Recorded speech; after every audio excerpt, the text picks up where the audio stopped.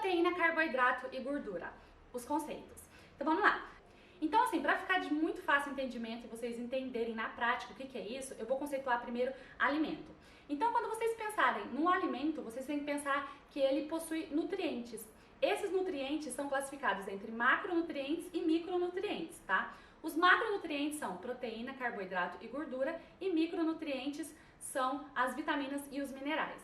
Lembrando que os macronutrientes, pelos próprios nomes que já falam, né, são aqueles que possuem em maiores quantidades naquele alimento, e inclusive nosso organismo também precisa em maiores quantidades, para você ver como que a natureza é perfeita.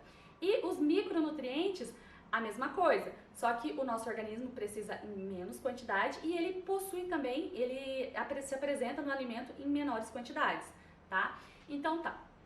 Falar tudo isso, então vamos para um exemplo, tá? Que eu montei aqui bonitinho com 3 alimentos para vocês entenderem na prática como que funciona. Então, trazendo na prática, tá, dos alimentos, eu padronizei, coloquei tudo 100 gramas para ficar mais fácil de visualizar, tá? Trouxe 3 exemplos aqui para vocês realmente conseguirem entenderem como que funciona isso na prática. Então, o primeiro alimento é o ovo.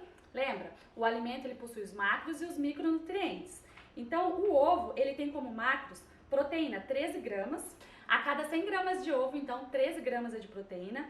1 grama, vou arredondar, tá? É de carboidrato e 8 gramas de gordura. Tá? Ele também possui os micronutrientes, que são em pequenas quantidades. Então, vitamina C, que eu trouxe um exemplo, quis colocar um exemplo de vitamina, eu ia colocar todos aqui, né? Vitamina C, por exemplo, que não tem. E um exemplo de mineral, que é o potássio, que eu trouxe aqui, ele tem 150 miligramas, ou seja, bem pouquinho mesmo, tá?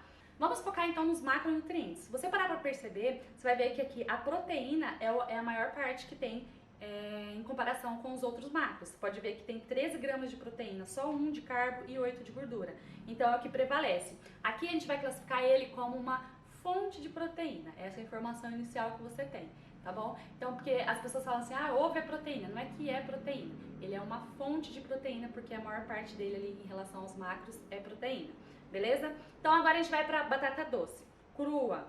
100 gramas de batata doce tem, então, 1 grama de proteína, 28 gramas de carboidrato e 0,1 gramas de gordura. Ou seja, não tem quase nada de gordura, bem pouquinho proteína e tem bastante carboidrato. O que ela é? A batata doce a gente consegue classificar ela como um carboidrato. Jéssica, eu vou ter que... Aí já começa aquelas dúvidas. Eu vou ter que decorar, vou ter que saber todas essas informações. Não. Eu só tô trazendo um exemplo prático para vocês entenderem que o alimento ele é composto por vários macronutrientes e micronutrientes. Só que existe essa diferença, entendeu? Porque muitas vezes quando a gente vai explicar o que é proteína e o que é carboidrato, a pessoa já pensa diretamente que é aquilo, carne é proteína, não é que é proteína, é uma fonte de proteína. Dos macronutrientes dele é aquele que é a maior parte dele, entendeu? Por isso que é considerado fonte. E eu trouxe por último ali as nozes.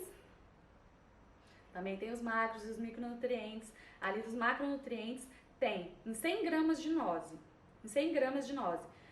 14 gramas é proteína, 18 gramas é carboidrato e 59 gramas é gordura. Percebe que ele é uma fonte de gordura? Em relação aos outros, tem muito mais gordura, entendeu? Então, por isso que ele é considerado uma fonte de gordura. Eu precisei colocar você dentro desse contexto geral para eu começar a falar de cada um, para você não ficar tão perdido, tá bom? Agora no próximo vídeo eu vou conceituar certinho o que é proteína, carboidrato e gordura de maneira bem específica para você entender e não errar e usar isso com facilidade, inclusive até ensinar as outras pessoas, tá bom?